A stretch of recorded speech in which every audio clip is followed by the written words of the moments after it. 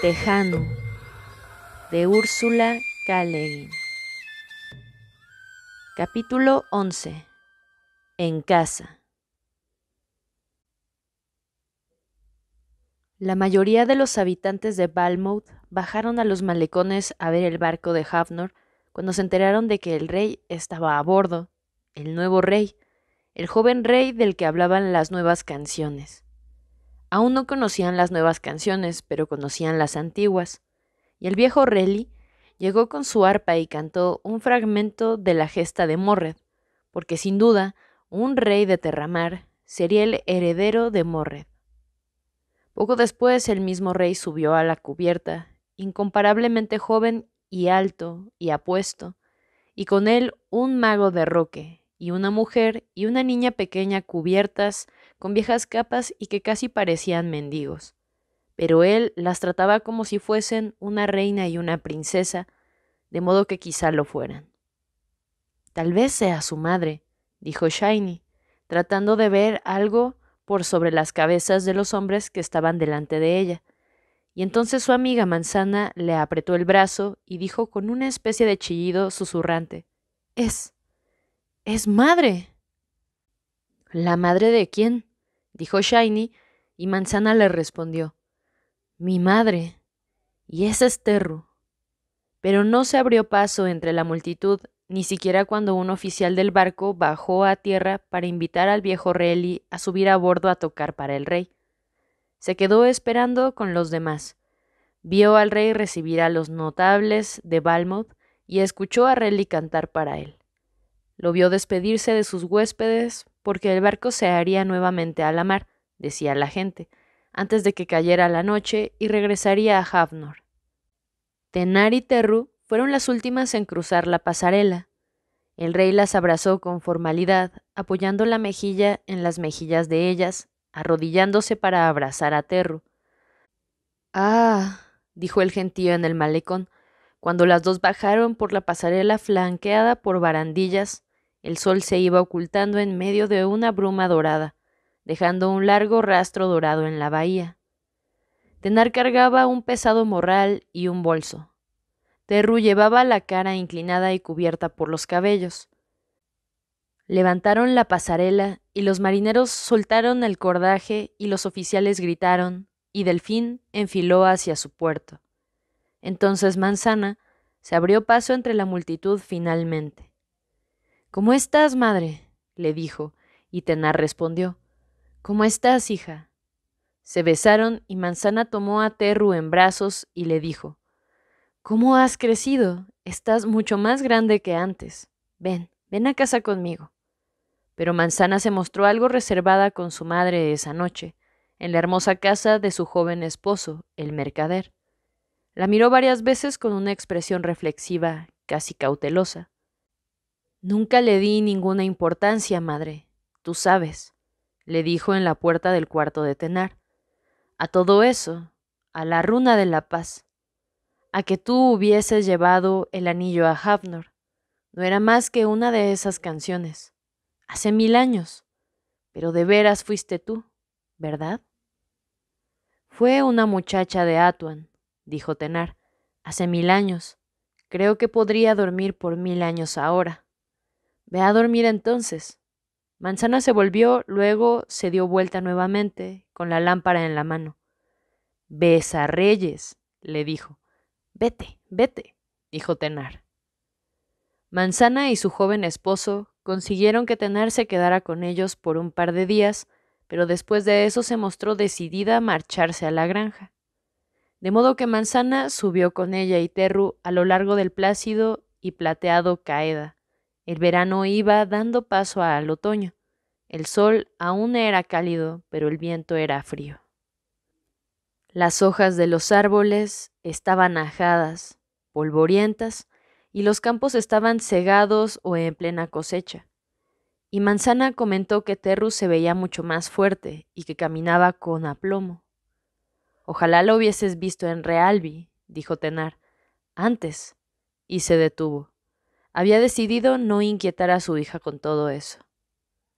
«¿Qué sucedió?», preguntó Manzana, tan claramente resuelta a saber lo que había sucedido que Tenar se rindió y respondió en voz baja: «Uno de ellos». Terru caminaba unas pocas yardas más adelante, con las largas piernas asomándole por debajo del vestido que ya le quedaba corto, buscando moras entre los arbustos sin detenerse. ¿Su padre?, preguntó Manzana, asqueada ante la idea. Alondra dice que el que parecía ser su padre se hacía llamar Merluza. Este es más joven. Es el que fue a ver a Alondra para decirle. Se llama Diestro. Estaba merodeando por Realby, y luego por desgracia nos cruzamos con él en el puerto de Gont, pero el rey lo obligó a marcharse. Y ahora estoy aquí y él está allá, y todo eso se acabó. Pero Terru se asustó, dijo Manzana con un tono algo sombrío. Tenar asintió. «¿Pero por qué fuiste al puerto de Gont?» Y bien, ese hombre Diestro trabajaba para un hombre, un hechicero de la casa del señor de Realby, que me tomó antipatía. Trató de acordarse del nombre común del hechicero, pero no lo consiguió. Lo único que se le ocurría era Tuajo, el nombre que le daban en cargo a cierto árbol. No podía recordar cuál. ¿Entonces? Y bien, me pareció que lo mejor era simplemente regresar a casa. Pero, ¿por qué te tomó antipatía el hechicero? Por ser mujer más que nada. Corteza de queso rancio. Corteza de queso fresco en este caso. Peor aún. Y bien, que yo sepa, por aquí nadie ha visto a los padres, si se les puede llamar así. Pero si todavía andan merodeando por aquí, no me gusta que te quedes sola en casa. Es agradable que una hija os cuide como una madre y comportarse como hija con la propia hija. Tenar dijo con impaciencia: «Estaré perfectamente bien». «Al menos podrías conseguir un perro». «He pensado en eso. Quizá alguien de la aldea tenga un cachorro. Le preguntaremos a Alondra cuando nos detengamos a verla». «No un cachorro, madre. Un perro. Pero no un perro viejo. Un perro con el que Terru pueda jugar», suplicó.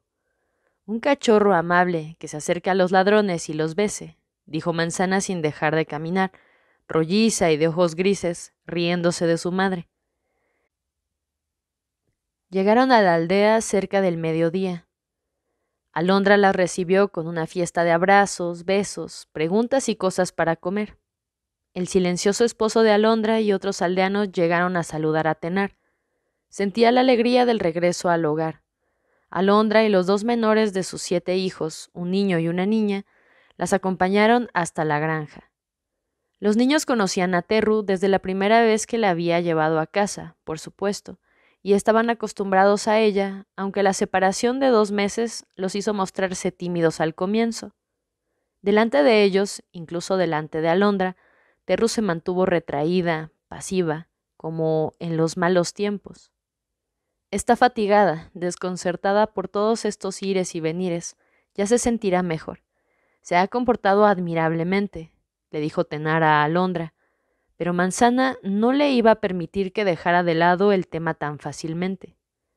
Uno de ellos se apareció y aterrorizó a Terru y a Madre, dijo Manzana, y poco a poco entre las dos, la hija y la amiga, hicieron que Tenar les contara la historia esa tarde. Mientras abrían la casa fría, mal ventilada, polvorienta, la arreglaban, aireaban la ropa de cama, sacudían la cabeza al encontrar cebollas con brotes, guardaban un poco de comida en la despensa y ponían al fuego una gran marmita con sopa para la cena. Lo que llegaron a saber fue saliendo palabra por palabra. Tenar parecía no poder decirles lo que había hecho el hechicero. Un maleficio, dijo vagamente, o tal vez fuera que había mandado a Diestro tras ella. Pero cuando empezó a hablar del rey, las palabras se le atropellaron en la boca. Y entonces apareció el rey, como la hoja de una espada, y Diestro se encogía y temblaba retrocediendo ante él. Y yo creí que era Chispa. De veras lo creí por un momento. Estaba tan fuera de mí. Y bueno, dijo Manzana. Está bien, porque Shiny creyó que tú eras su madre. Cuando estábamos en el malecón mirándote a hacer tu entrada majestuosa, lo besó, imagínate, tía Alondra, besó al rey, con toda naturalidad. Yo pensé que a continuación iba a besar al mago, pero no lo hizo. Eso me imagino. ¿A quién se le ocurriría? ¿Qué mago? Preguntó a Alondra, con la cabeza metida en una alacena. ¿Dónde está el recipiente de harina, Goja? Debajo de tu mano. Un mago de Roque. Venía en busca de un nuevo archimago. ¿Aquí? ¿Por qué no? Dijo Manzana. El anterior era de Gont, ¿verdad? Pero no pasaron mucho tiempo buscándolo. Regresaron directamente a Havnor una vez que se libraron de mamá. ¿Cómo hablas? Dijo que andaba en busca de una mujer, les dijo Tenar. Una mujer de Gont, pero no parecía muy contento con eso. ¿Un hechicero andaba buscando a una mujer? Y bien, eso es algo nuevo, dijo Alondra. Pensaba que esto ya estaría agusanado, pero está perfecto. Voy a hacer 1 o 2 tortillas. ¿Os parece bien? ¿Dónde está el aceite?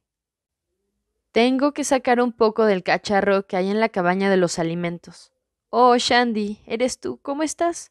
¿Cómo está Arroyo Claro? ¿Cómo ha estado todo? ¿Vendisteis los carneros? Fueron 9 los que se sentaron a cenar. Bajo la luz amarilla del atardecer, en la cocina empedrada, ante la larga mesa de la granja, Terru empezó a alzar un poco la cabeza y habló un par de veces con los otros niños, pero aún estaba recelosa, y cuando obscureció más, se acomodó para poder vigilar la ventana con el ojo sano.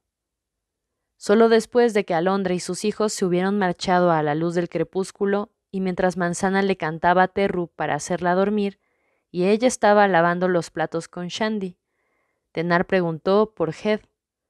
Por algún motivo no había querido hacerlo delante de Alondra y de Manzana. Habría tenido que dar demasiadas explicaciones.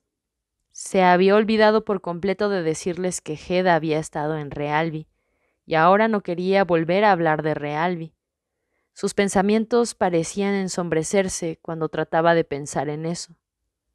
Vino aquí el mes pasado un hombre al que le dije que viniera para ayudar en la granja. Oh, se me había borrado de la cabeza, gritó Shandy. Hablas de Halcón, ¿verdad?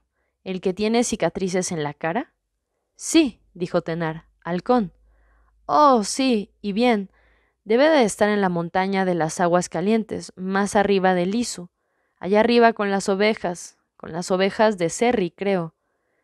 Vino aquí y nos dijo que tú lo habías enviado y no había ni una migaja de trabajo para él, imagínate, porque Arroyo Claro y yo nos ocupábamos de las ovejas y yo ordeñaba y el viejo Tiff y Sis me ayudaban cuando lo necesitaba y yo me devanaba los sesos, pero Arroyo Claro vino y le dijo, ve a preguntarle al hombre de Serri, al capataz de Serri, el granjero allá arriba, cerca de Cajedanan. Pregúntale si necesitan pastores en la montaña. Eso le dijo, y ese halcón se marchó, y eso fue lo que hizo, y consiguió que lo tomaran, y ya al otro día había partido.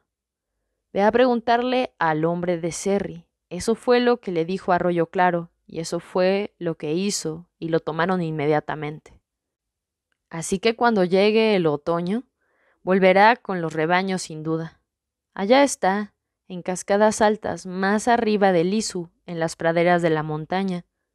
Me parece que lo querían para las cabras. Habla bien el hombre. Ovejas o cabras, no me acuerdo. Espero que te parezca bien que no lo hayamos tomado aquí, Goja, pero es verdad que no había ni una migaja de trabajo que darle porque yo y Arroyo Claro, y el viejo Tiff y Sis, ya habíamos entrado el lino, y él dijo que había sido pastor de cabras allá, de donde venía, al otro lado de la montaña, en un lugar que queda más allá de Armouth. Eso dijo, porque dijo que nunca había sido pastor de ovejas. Tal vez lo pusieron a cuidar cabras allá arriba. Tal vez, dijo Tenar. Se sentía muy aliviada y muy desilusionada. Lo que había querido era saber que estaba bien y que no corría peligro, pero también hubiese querido encontrarlo allí. Pero ya era suficiente, se dijo, con estar en casa. y quizá fuera mejor que no estuviese allí, que nada de todo aquello estuviese allí, que todas las aflicciones y los sueños, y los actos de hechicería y los terrores de Realby hubiesen quedado atrás para siempre.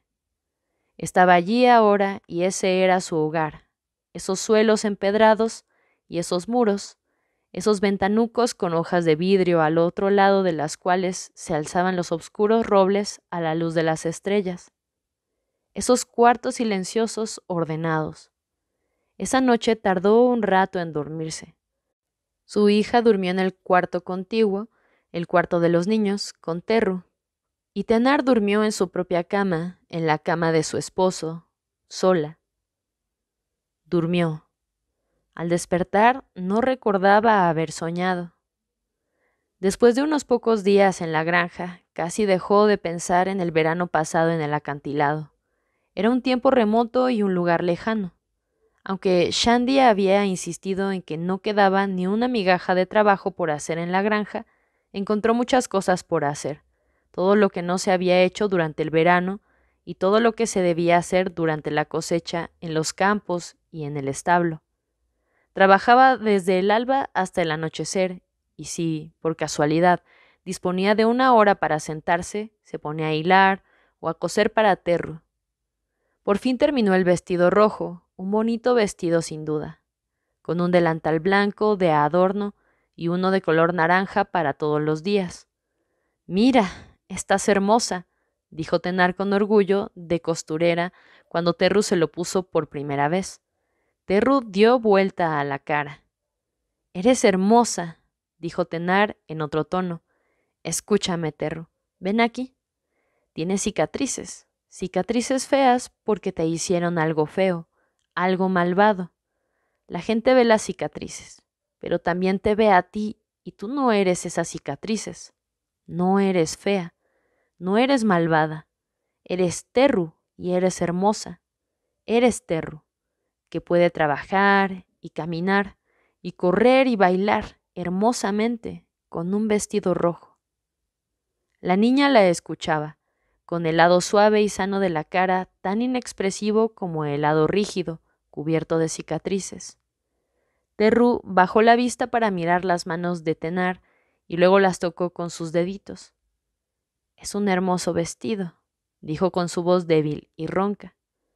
Cuando Tenar quedó a solas, mientras doblaba los restos de tela roja, sintió arder lágrimas en los ojos. Se sentía censurada. Había hecho bien en hacerle el vestido y le había dicho la verdad a la niña, pero lo correcto y la verdad no eran suficientes. Había una hondonada, un vacío, un abismo, más allá de lo correcto y de la verdad. El amor que sentía por Terru y el que Terru sentía por ella, levantaban un puente que cruzaba la hondonada, un puente hecho de telaraña, pero el amor no lo cubría ni la hacía desaparecer. Nada la cubría ni la hacía desaparecer, y la niña lo sabía mejor que ella. Llegó el día del equinoccio, con un brillante sol otoñal que quemaba a través de la niebla. Las primeras pinceladas color bronce cubrían las hojas de los árboles, mientras restregaba las cacerolas para la nata en el establo, con la ventana y la puerta abiertas de par en par al aire fresco. Tenar pensó que el joven rey estaba siendo coronado ese día en Hafnor. Pensó que los señores y las damas se pasearían en sus ropajes azules y verdes y carmesíes, pero que él se vestiría de blanco. Subiría las gradas de la Torre de la Espada, las gradas por las que ella y Hed habían subido. Le ceñirían la corona de Morred. Él se volvería cuando tocaran las campanas y se sentaría en el trono que había estado vacío por tantos años, y contemplaría su reino con esos ojos oscuros que sabían lo que era el dolor, lo que era el temor. «Reinad bien, reinad por largo tiempo», pensó. «Pobre muchacho». Y pensó, debería haber sido Hed quien le ciñese la corona. Debería haber ido. Pero Hed estaba pastoreando las ovejas de un hombre acaudalado, o cabras tal vez, en las altas praderas. Era un otoño agradable, seco, dorado, y no harían bajar a los rebaños hasta que nevara en las cumbres. Cuando fue a la aldea, Tenar se preocupó especialmente de ir a la cabaña de Hiedra al final de la callejuela del molino. El haber conocido a Musgo en Realbi le había hecho interesarse por conocer mejor a Hiedra. Siempre que alguna vez lograra que la bruja dejase de lado sus sospechas y sus celos. Aunque Alondra estaba allí, extrañaba a Musgo. Había aprendido de ella y había llegado a quererla, y Musgo le había dado a ella y a Terru algo que necesitaban. Esperaba encontrar allí a alguien que la sustituyera. Pero aunque Hiedra era mucho más limpia y más digna de confianza que Musgo, no tenía la menor intención de renunciar a la antipatía que sentía por Tenar. Respondió a sus propuestas de amistad con el desprecio que, como Tenar reconocía, probablemente merecieran. «Sigue tu camino, que yo seguiré el mío», le dijo la bruja con toda claridad, aunque sin palabras, y Tenar obedeció, aunque siguió tratando a Hiedra con notorio respeto cuando se encontraban. La había tratado con desprecio muy a menudo y por mucho tiempo, pensó, y le debía un desagravio. La bruja, que evidentemente estaba de acuerdo, aceptó lo que se le debía con una ira inconmovible.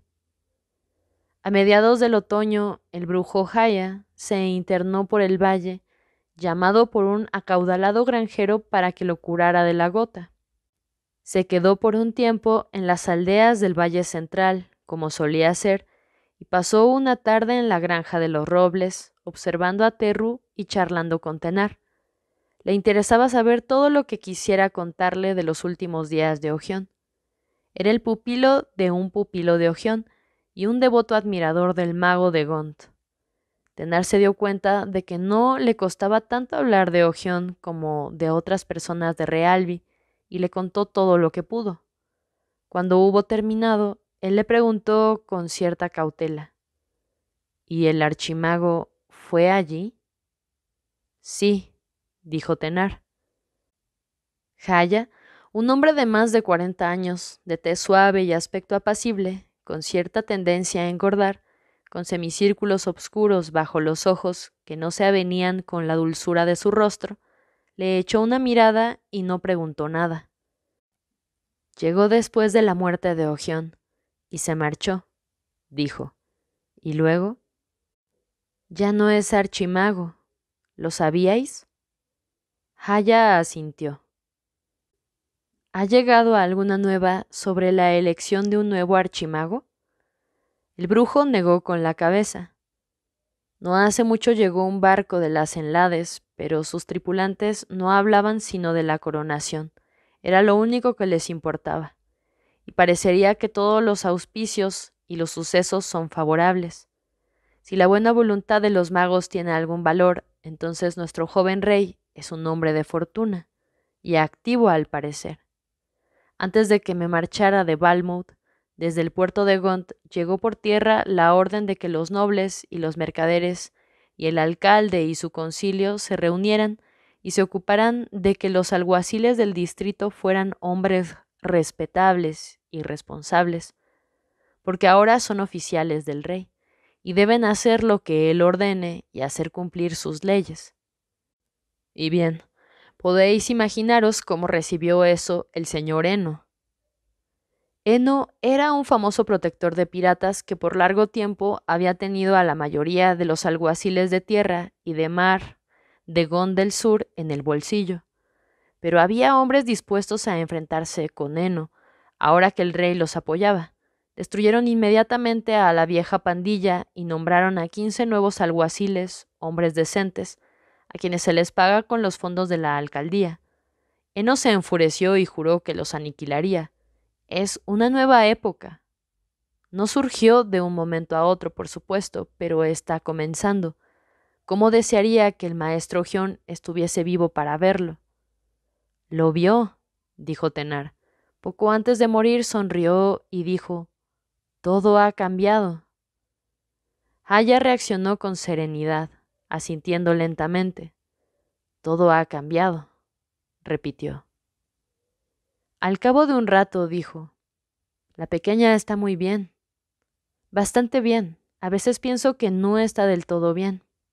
Señora Goja, dijo el brujo, si yo o cualquier otro brujo, u otra bruja, o quizá un hechicero, la hubiese tomado a su cargo y hecho uso de todo su poder de curación, del arte de la magia, para ayudarla durante todos estos meses, desde que sufrió las heridas, no estaría mejor.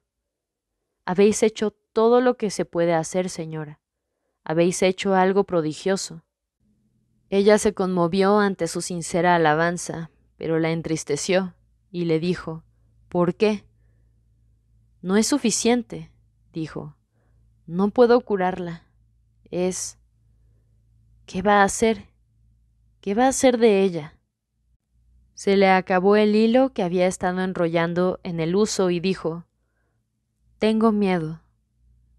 Por ella, dijo Jaya en una semipregunta. Tengo miedo porque su miedo atrae hacia él, hacia ella, la causa de su miedo. Tengo miedo porque... Pero no supo cómo decirlo. Si vive atemorizada hará daño, dijo finalmente. A eso le temo. El brujo reflexionó. He pensado, dijo al cabo con su habitual timidez, que tal vez, si tiene el don, como creo, habría que enseñarle algo del arte, y como bruja su apariencia no se volvería tanto en contra suya. Posiblemente, carraspeó. Hay brujas que hacen cosas muy loables, dijo. Tenar se entrelazó una tira de la lana que había hilado entre los dedos para ver si había quedado pareja y resistente. Ogión me dijo que le enseñara. Enséñale todo, me dijo, y después dijo: no lo derroque. No sé qué habrá querido decir. A Aya no le resultó difícil comprenderlo. Lo que quiso decir es que las enseñanzas de Roque, las altas artes, no eran adecuadas para una niña, le explicó, menos aún para una niña tan baldada. Pero si él os dijo que le enseñarais todo salvo esa ciencia, parecería que él también se dio cuenta de que su camino bien podría ser el de las brujas.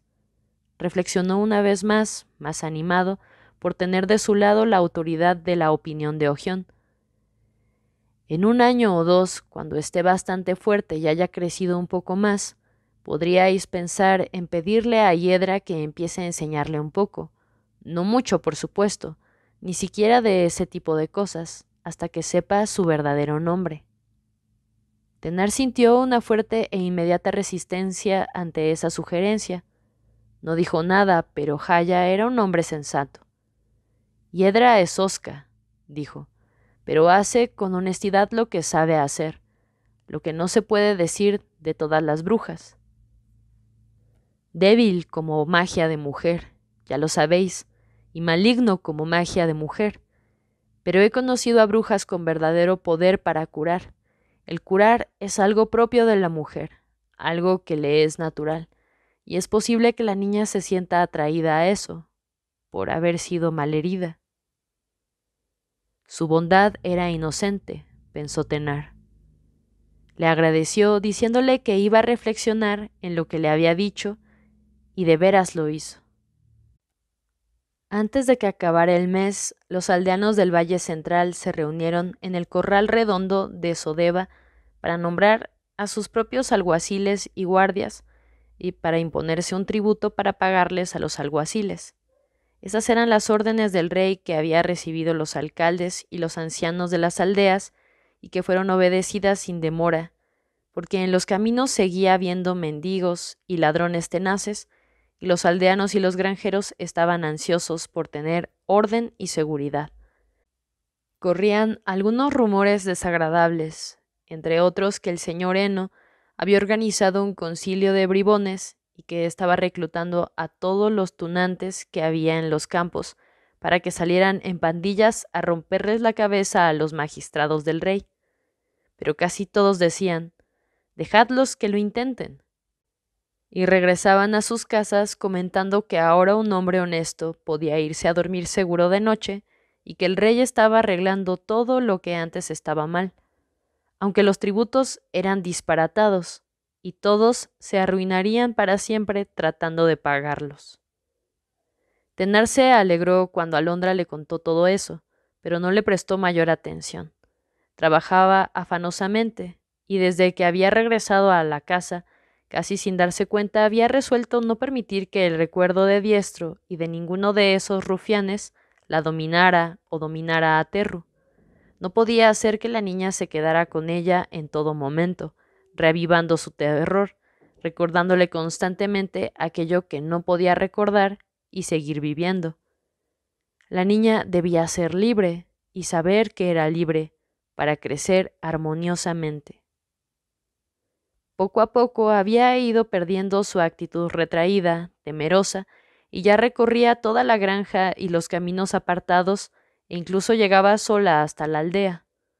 Tenar no le hacía ninguna advertencia, incluso cuando tenía que hacer un esfuerzo para evitarlo. Terru estaba a salvo en la granja, en la aldea.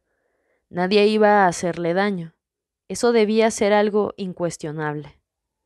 Y en realidad Tenar no la interrogaba a menudo. Con ella y Shandy y Arroyo Claro siempre cerca, y Sis y Tiff en la casa de abajo, y la familia de Alondra en toda la aldea, ¿qué daño podía sufrir la niña en el dulce otoño del Valle Central?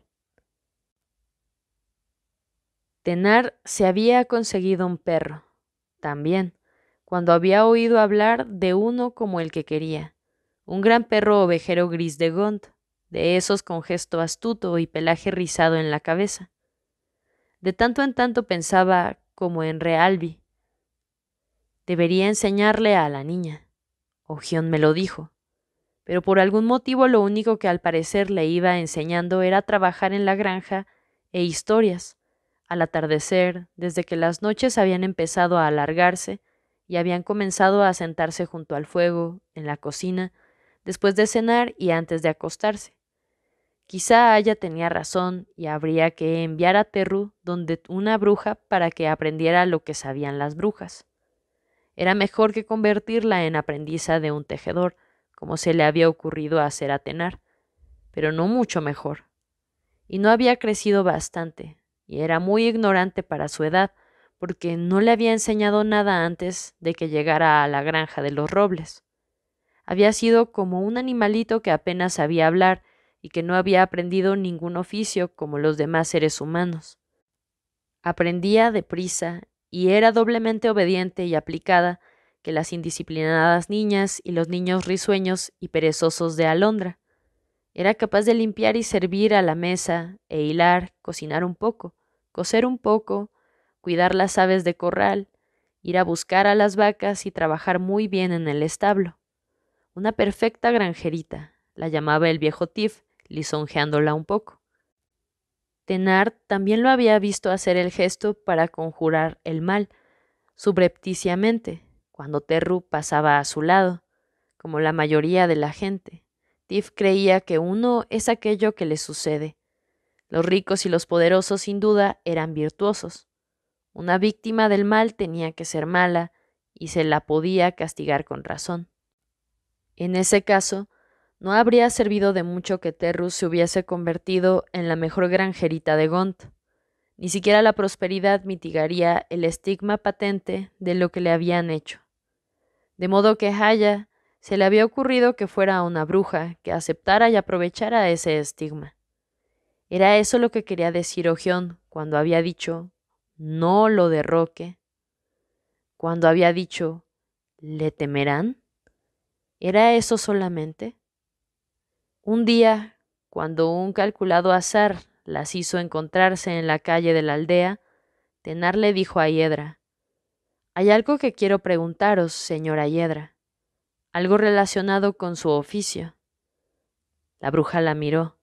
Tenía una mirada severísima. ¿Con mi oficio? Tenar asintió, resuelta. «Venid entonces», le dijo, encogiéndose de hombros y adelantándosele por la callejuela del molino rumbo a su cabaña. No era una cueva infame y llena de pollos como la casa de musgo, pero era la casa de una bruja. Las vigas estaban cubiertas de hierbas secas y puestas a secar. El fuego ardía bajo un montículo de ceniza gris con un carbón minúsculo que parpadeaba como un ojo rojo. Un gato ágil, gordo y negro de bigotes blancos, dormía sobre un estante, y por doquier había una profusión de cajitas, tiestos, jarras, bandejas y botellas tapadas, todo lleno de aromas, agrios o dulces o extraños. ¿Qué puedo hacer por vos, señora Goja?, le preguntó Hiedra muy secamente, una vez que entraron. Decidme si queréis, si Terru, mi pupila, tiene algún don para vuestro arte, si tiene algo de poder. ¿Ella? Por supuesto, dijo la bruja. Tenar se sintió algo intimidada por la rápida y despectiva respuesta. ¿Y bien? Dijo. Al parecer, eso pensaba Haya. Un murciélago ciego dentro de una cueva sería capaz de verlo, dijo Hiedra. ¿Eso es todo? No. Deseo pediros un consejo. Cuando os haya preguntado, me podréis decir cuál es el precio de la respuesta. ¿Está bien? Está bien. ¿Debería hacer que Terru aprendiera el oficio de bruja cuando sea un poco mayor? Hiedra se quedó en silencio por un minuto, calculando cuánto cobrar, pensó Tenar. En lugar de decirle cuánto cobraría, respondió la pregunta. Yo no la aceptaría, le dijo. ¿Por qué? Tendría miedo, respondió la bruja, mirando súbitamente a Tenar con ojos furibundos. ¿Miedo? ¿De qué? De ella. ¿Qué es? Una niña de la que han abusado. Eso no es todo. Una cólera maligna se apoderó de Tenar y le dijo, ¿una aprendiza de bruja debe ser virgen entonces? Hiedra la miró fijamente. Al cabo de un instante dijo, no fue eso lo que quise decir. ¿Qué quisisteis decir? Lo que quiero decir es que no sé qué es. Lo que quiero decir es que cuando me mira con el ojo sano y con el ojo ciego, no sé qué ve. Veo que vais por todas partes con ella como si fuese una niña, como las demás, y me pregunto, ¿qué son? ¿Qué fortaleza tiene esa mujer? Porque no es insensata para coger a una llama de la mano para hilar un remolino de viento. Dicen, señora, que cuando erais niña vivisteis con los arcanos, las potestades tenebrosas, los poderes subterráneos, y que fuisteis reina y sirvienta de esos poderes. Quizá por eso no le temáis a esa niña. No digo, no sé qué poder tiene, pero no podría enseñarle, lo sé. Ni Haya, ni ningún otro brujo o hechicero que conozca. Os daré un consejo, señora, sin cobraros nada. Este es el consejo. Cuidaos, cuidaos de ella cuando descubra su fuerza. Eso es todo. Os agradezco, señora Hiedra, dijo Tenar con toda la formalidad de la sacerdotisa de las tumbas de Atuan, y salió del cuarto cálido al débil y penetrante viento de fines de otoño. Aún se sentía furiosa. Nadie la ayudaría, pensó. Sabía que ella no podía hacerlo, no tenía que decírselo, pero nadie le ayudaría. Ogión había muerto y la vieja musgo desvariaba. Hiedra le advertía. Haya se mantenía alejado y Hed, el único que realmente podría haberle ayudado, Hed había huido. Había huido como un perro apaleado y nunca le había mandado una señal ni un mensaje. Nunca pensaba en ella ni en Terru, solo pensaba en su propia y preciada humillación. La humillación era su criatura, su recién nacido. Era lo único que le importaba. Nunca se había preocupado por ella, ni había pensado en ella. Solo le importaba el poder de ella, el poder de él, cómo podía usarlo, cómo podía aprovechar ese poder para acrecentarlo. Unir el anillo roto, rehacer la runa, poner a un rey en el trono. Y después de perder su poder, seguía siendo lo único en que podía pensar, en que se había agotado, había desaparecido, dejándole solamente su ser, su humillación, su vacío. No está siendo justa, le dijo Goja a Tenar. ¿Justa?, dijo Tenar. ¿Acaso él se comportó como debía? Sí, dijo Goja. Se comportó como debía, o trató de hacerlo. Y bien, entonces se puede comportar como debe con las cabras que está pastoreando. No me importa en absoluto, dijo Tenar, caminando dificultosamente hacia su casa en medio del viento, bajo las primeras gotas de lluvia fina y fría. Tal vez nieve esta noche, dijo Tif, su inquilino, al cruzarse con ella en el camino junto a las praderas de Caeda. ¿Tan pronto? Espero que no. Va a helar en todo caso, sin duda. Y la helada comenzó a caer al ponerse el sol. Los charcos que había dejado la lluvia y los canales de riego se cubrieron con una delgada capa de hielo y luego se opacaron. Los juncos de las orillas del Caeda quedaron inmóviles, atrapados por el hielo. El mismo viento se detuvo como si estuviese congelado sin poder moverse. Junto al fuego, un fuego más aromático que el de hiedra, porque los leños provenían de un viejo manzano que habían cortado en el huerto la primavera pasada, Tenar y Terrus se sentaron a hilar y charlar después de sacar los platos de la cena. Cuenta la historia de los fantasmas de gatos, dijo Terru con su voz áspera mientras empezaba a hacer girar la rueca para hilar un montón de lana de cabra obscura y sedosa. Esa es una historia para el verano. Terru alzó la cabeza. En invierno hay que contar historias importantes. En invierno se aprende la creación de Ea, para cantarla en la larga danza cuando llegue el verano. En el invierno se aprende el villancico y la gesta del joven rey. Y en la festividad del regreso del sol, cuando el sol gira hacia el norte para que llegue la primavera, entonces se puede cantar todo eso. Yo no puedo cantar, dijo la niña en un susurro. Tenar iba haciendo un ovillo con la lana hilada que iba sacando de la rueca, con movimientos hábiles y rítmicos. No solo la voz canta, dijo, la mente canta. La voz más hermosa del mundo no sirve de nada si no se conocen las canciones. Desató el último trozo de lana, el primero que había sido hilado.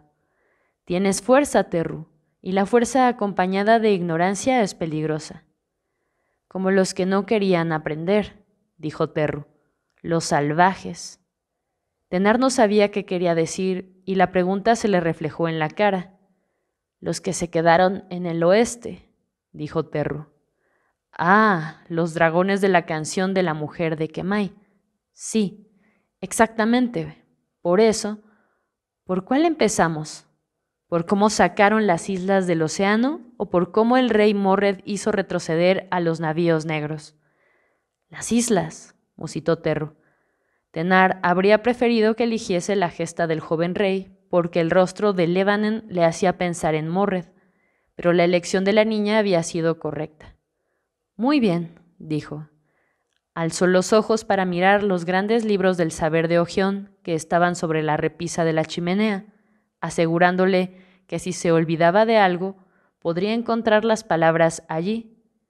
Y respiró, y comenzó.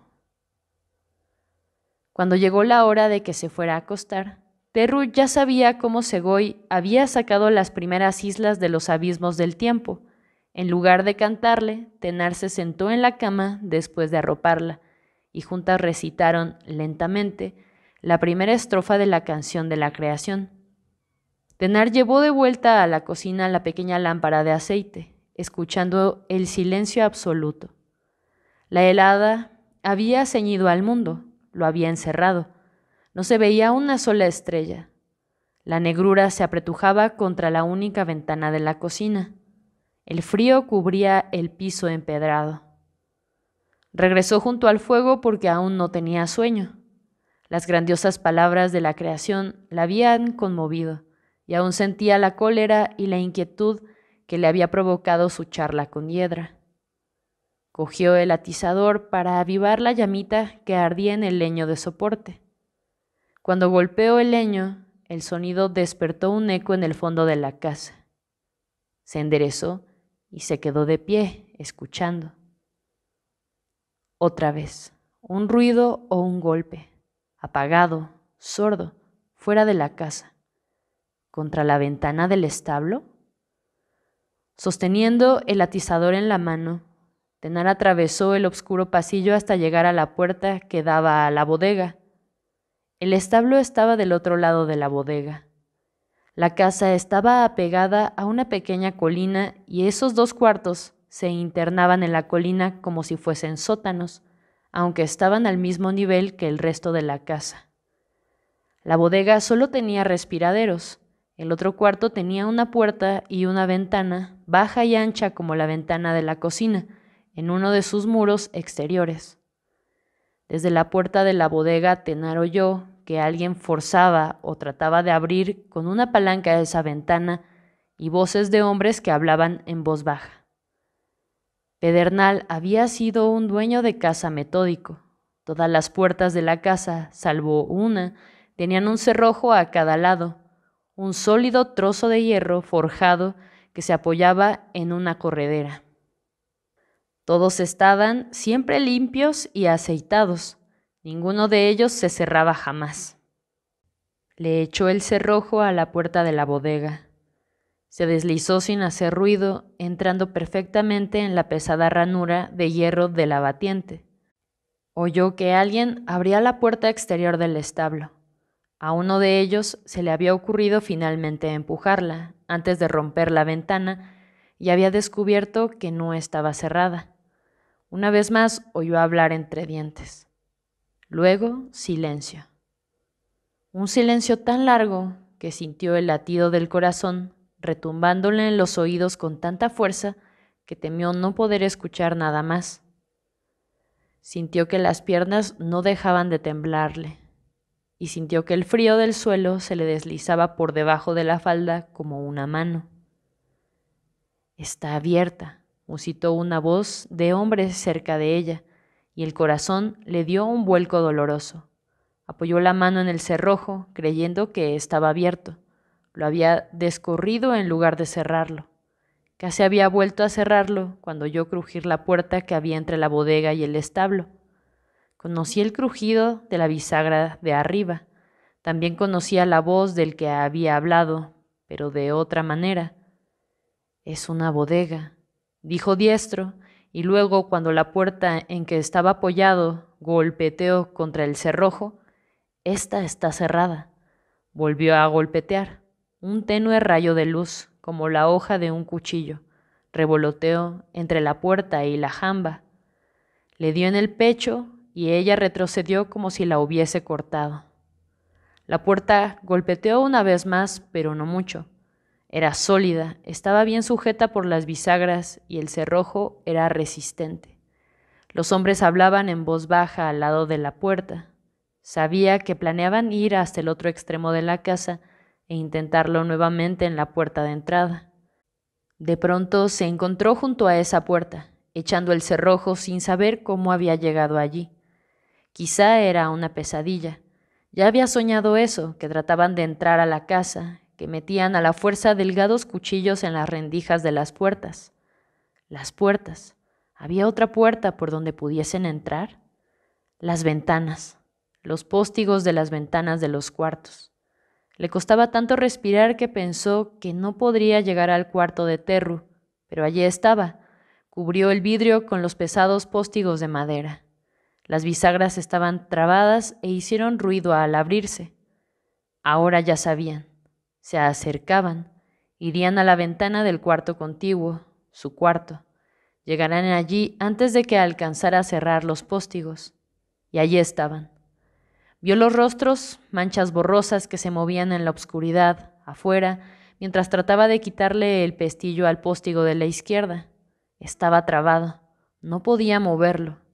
Una mano tocó el vidrio, aplastándose blanca contra él. «Allí está. Déjanos entrar. No te haremos daño. Solo queremos hablar contigo. Solo quiere ver a su niña». Soltó el póstigo y tiró de él con esfuerzo hasta cubrir la ventana. Pero si rompían el vidrio, podrían empujar los póstigos y abrirlos desde afuera. El pestillo no era más que un gancho que se zafaría de la madera si lo forzaban. Déjanos entrar y no te haremos daño, dijo una de las voces. Oyó sus pasos en la tierra helada, haciendo crujir las hojas caídas. ¿Terru estaba despierta? El golpe de los póstigos al cerrarse podría haberla despertado, pero ella no había hecho ruido. Tenar se quedó en la puerta entre su cuarto y el de Terru. Estaba oscuro como boca de lobo, silencioso. Tenía miedo de tocar a la niña y despertarla. Tenía que quedarse en el cuarto con ella. Tenía que defenderla. Había tenido el atizador en la mano. ¿Dónde lo había dejado? Lo había soltado para cerrar los póstigos. No podía encontrarlo. Buscó a tientas en la negrura de ese cuarto que parecía no tener muros. La puerta de entrada, que comunicaba con la cocina, crujió como si trataran de arrancarla del marco. Si encontraba el atizador se quedaría allí, lucharía con ellos. ¡Aquí!, gritó uno de ellos, y Tenar comprendió qué había encontrado. El hombre observaba la ventana de la cocina, ancha, sin póstigos, accesible. Se acercó a la puerta del cuarto, aparentemente muy despacio, a tientas. Ahora estaba en el cuarto de Terru. Había sido la habitación de sus hijos, el cuarto de los niños.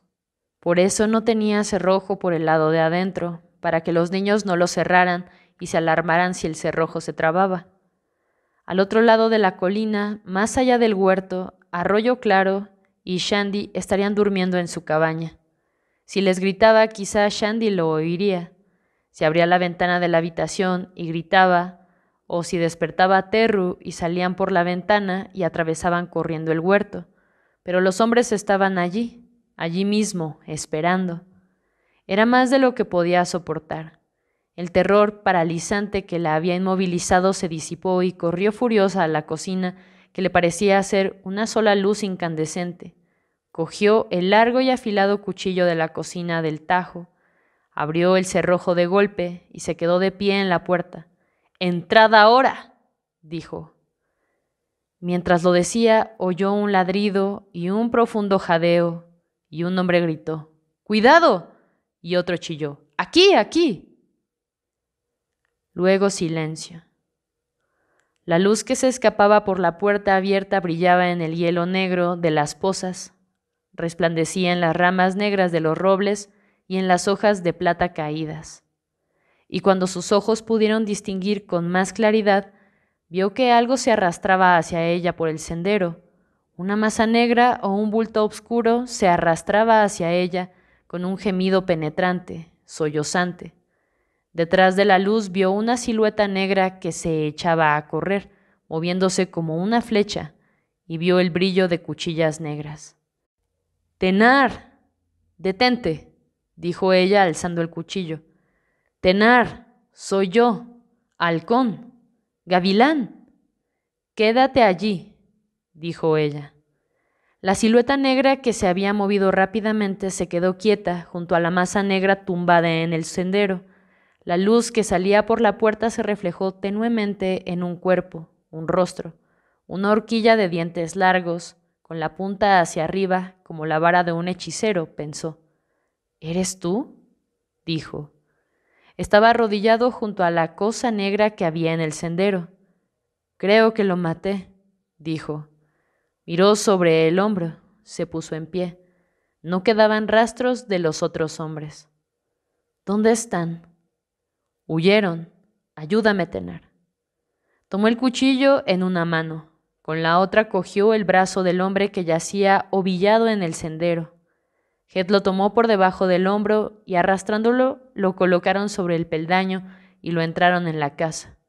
Estaba tumbado en el piso empedrado de la cocina y del pecho y el vientre le brotaba la sangre como agua de una jarra.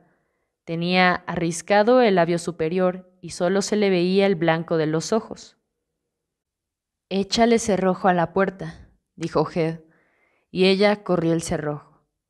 «Ropa blanca en el armario», dijo ella, y él sacó una sábana y la rasgó para hacer vendas con las que ella rodeó una y otra vez el vientre y el pecho del hombre, en los que se habían enterrado profundamente 3 de los 4 dientes de la horquilla, abriendo 3 agujeros dentados por los que se escapaba y salía a chorros la sangre mientras Head sujetaba el torso del hombre para que ella pudiera vendarlo. ¿Qué haces aquí? ¿Viniste con ellos? Sí, pero no lo sabían. Eso es todo lo que puedes hacer, Tenar. Dejó que el cuerpo del hombre se doblara y se echó hacia atrás, jadeando, secándose la cara con el dorso de la mano ensangrentada. Creo que lo maté, dijo nuevamente. Quizá lo hiciste. Tenar miró las brillantes manchas rojas que iban extendiéndose lentamente en el grueso trozo de lino que rodeaba el pecho delgado y velludo y el vientre del hombre. Se puso de pie y se tambaleó, muy mareada. Acércate al fuego, dijo. Debes de estar muriéndote. Ella no sabía cómo lo había reconocido en la oscuridad del exterior, posiblemente por su voz. Llevaba un grueso gabán para pastorear en el invierno, hecho con un trozo de vellón con el cuero por fuera, y una gorra de lana para pastorear bien encasquetada. Tenía el rostro ajado y curtido por la intemperie, los cabellos largos y color acero. Olía a humo de maderos y a helada y a ovejas. Tiritaba. Todo el cuerpo le temblaba. Acércate al fuego, le dijo ella nuevamente. Échale leños. Él le obedeció. Tenar llenó la tetera y la dejó balanceándose en su asa de hierro sobre las llamas. Tenía la falda manchada de sangre y cogió un trozo de lino empapado en agua fría para limpiarla. Le pasó el trapo a Head para que se quitara la sangre de las manos. ¿Qué quieres decir?, le preguntó, ¿con eso de que viniste con ellos, pero que no lo sabían? Venía bajando de la montaña, por el camino que baja de los manantiales de Caeda. Hablaba en un tono apagado, como sin aliento, y los escalofríos lo hacían farfullar. Oí a unos hombres que venían más atrás y me hice a un lado. Me interné en el bosque, no quería hablar. No sé, tenían algo, me daban miedo. Ella sacudió la cabeza con impaciencia y se sentó al otro lado del hogar frente a él, inclinándose para escuchar, con las manos empuñadas en el regazo. Sentía el frío de la falda húmeda en las piernas. Oí que uno de ellos decía, «La granja de los robles», al pasar. Después de eso lo seguí. Uno de ellos no dejaba de hablar. De la niña. ¿Qué dijo? Él se quedó en silencio. Al cabo dijo, que la iba a recuperar. A castigarla, dijo, y que se iba a vengar de ti por haberla robado, dijo. Dijo, se detuvo. Que me iba a castigar también. Todos hablaban de eso. Ese no es diestro, señaló con la cabeza al hombre tendido en el suelo. Es el... Dijo que la niña le pertenecía. Head también miró al hombre y volvió a mirar el fuego. Está agonizando. Deberíamos ir a pedir ayuda. No se va a morir, dijo Tenar. En la mañana mandaré a llamar a Hiedra. Los demás están allá afuera todavía. ¿Cuántos son? 2. Me da igual que se muera o siga vivo. Ninguno de los dos va a salir de aquí. Se puso en pie de un salto, en un espasmo de miedo. ¿Entraste la horquilla, Head? Él le mostró la horquilla apoyada en la pared junto a la puerta con los 4 dientes relucientes. Ella se sentó nuevamente en la solera del hogar, pero ahora se sacudía, temblaba de pies a cabeza como había hecho él antes. Él se estiró por sobre el hogar para tocarle el brazo. No te preocupes, dijo. ¿Y si todavía están allá afuera? Huyeron. Podrían regresar. 2 contra 2. Y tenemos la horquilla. Ella bajó la voz para decir en un susurro aterrorizada, la podadera y las guadañas están en el colgadero del granero. Él sacudió la cabeza. Huyeron. Os vieron, a él y a ti en la puerta. ¿Qué hiciste? Él me atacó, así que lo ataqué. Antes, quiero decir, en el camino. Les dio frío mientras caminaban. Empezó a llover y les dio frío y empezaron a hablar de venir aquí. Antes de eso era uno solo el que hablaba de la niña y de ti, de enseñarles, de darles un escarmiento. Se quedó sin voz. Tengo sed, dijo. Yo también. La tetera no está hirviendo todavía. Sigue. Tomó aliento y trató de contar la historia con coherencia. Los otros dos no le prestaban mucha atención. Posiblemente ya habían oído todo eso antes. Tenían prisa. Querían llegar a Balmouth, como si alguien los persiguiera, como si hubiesen ido huyendo. Pero empezó a hacer frío y él siguió hablando de la granja de los robles, y el de la gorra dijo, «Y bien, ¿por qué no vamos allá y pasamos la noche con la viuda, verdad?» Heath se cubrió la cara con las manos. Ella esperó. Él contempló el fuego y siguió hablando resueltamente. Entonces los perdí de vista por un rato. El camino se internó en el valle y no pude seguir por donde venía, por el bosque, poco más atrás que ellos. Tuve que apartarme, ir por los sembrados por donde no pudieran verme. No conozco estos lugares, solo el camino. Tenía miedo de perderme, de no ver la casa si tomaba un atajo por los sembrados. Y estaba oscureciendo. Pensé que no había visto la casa, que había pasado rápidamente por un costado. Regresé al camino y casi me crucé con ellos. En ese recodo. Habían visto pasar al viejo. Decidieron esperar hasta que oscureciera y estaban seguros de que nadie más iba a venir. Esperaron en el granero. Me quedé afuera. La pared era lo único que me separaba de ellos. Debes de estar congelado, dijo Tenar con voz apagada. Hacía frío. Acercó las manos al fuego como si el solo recuerdo lo hubiese hecho sentir frío nuevamente. Encontré la horquilla al lado de la puerta del colgadero. Cuando salieron se fueron hacia el fondo de la casa. Podría haber venido hasta la puerta de entrada para advertirte. Eso es lo que debería haber hecho.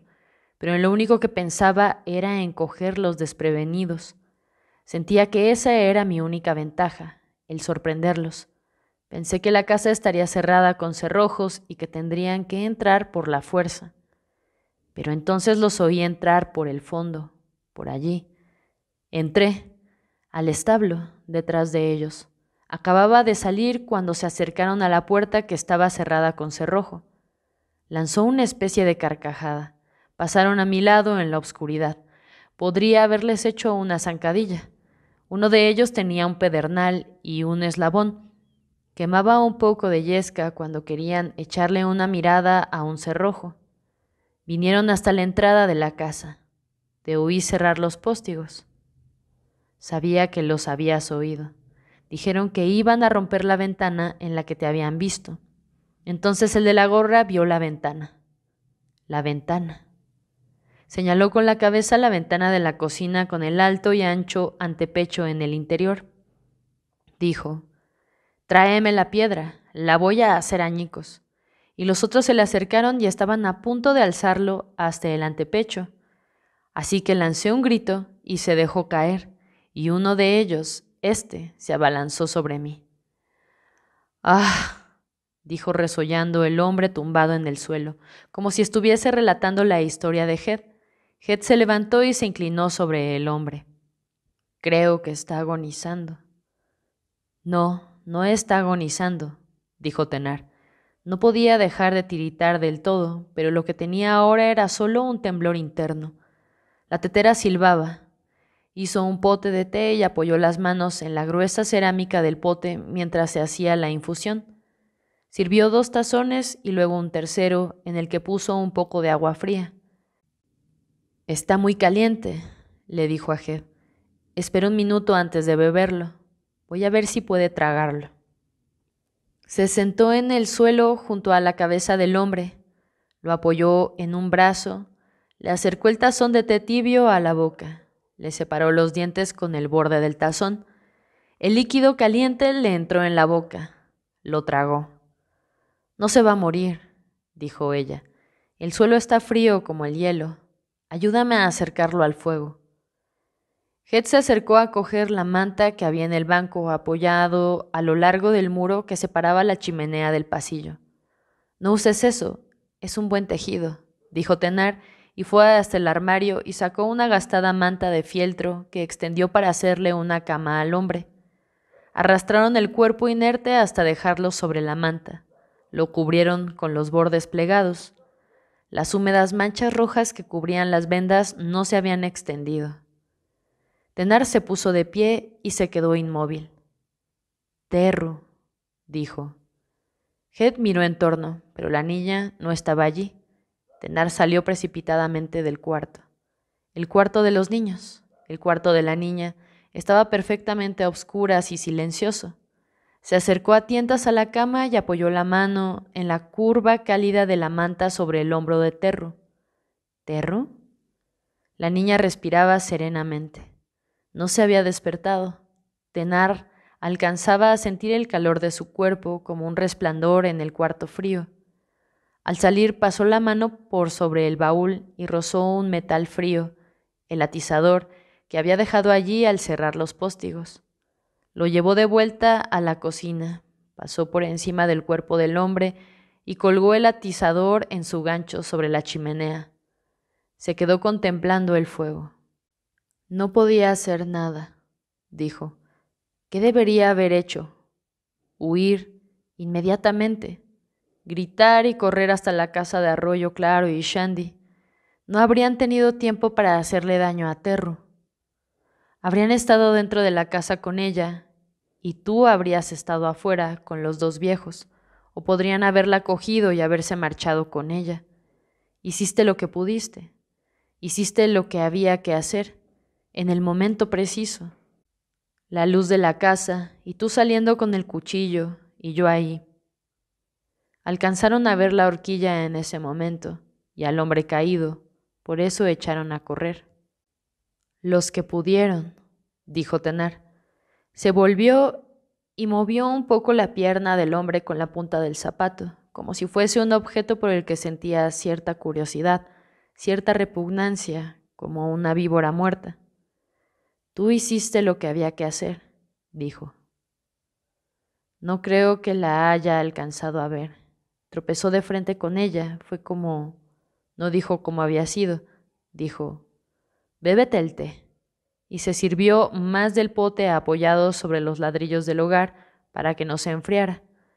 Está bueno. Siéntate, dijo él, y ella se sentó. Cuando era niño, dijo al cabo de un rato, los cargos atacaron mi aldea. Llevaban lanzas, largas, con plumas atadas en la empuñadura. Ella asintió. Guerreros de los hermanos de Dios, dijo. Urdí un conjuro tramanieblas para confundirlos, pero algunos de ellos siguieron avanzando. Vi a uno de ellos darse de bruces con una horquilla, como este, solo que en ese caso lo traspasó de lado a lado, debajo de la cintura. Chocaste con una costilla, dijo Tenar. Él asintió. Fue el único error que cometiste, dijo ella. Ahora le castañaban los dientes, bebió del té. Head, dijo, ¿y si regresan? No van a regresar. Podrían prenderle fuego a la casa. ¿A esta casa? Miró las paredes de piedra que los rodeaban. El Enil. No van a regresar, dijo él obstinadamente. No. Sujetaban los tazones con cuidado, calentándose las manos con ellos. Terru no se despertó en ningún momento. Menos mal. Pero lo verá. Aquí, por la mañana. Se miraron fijamente. Si lo hubiera matado, si hubiera muerto, dijo Head furioso. Podría sacarlo de aquí y enterrarlo. Hazlo. Él solo sacudió la cabeza con enojo. ¿Qué importa? ¿Por qué? ¿Por qué no podemos hacerlo? Preguntó Tenar en tono insistente. No lo sé. Apenas empiece a clarear, Lo sacaré de la casa, una carretilla. El viejo puede ayudarme. Ya no puede cargar nada, yo te ayudaré.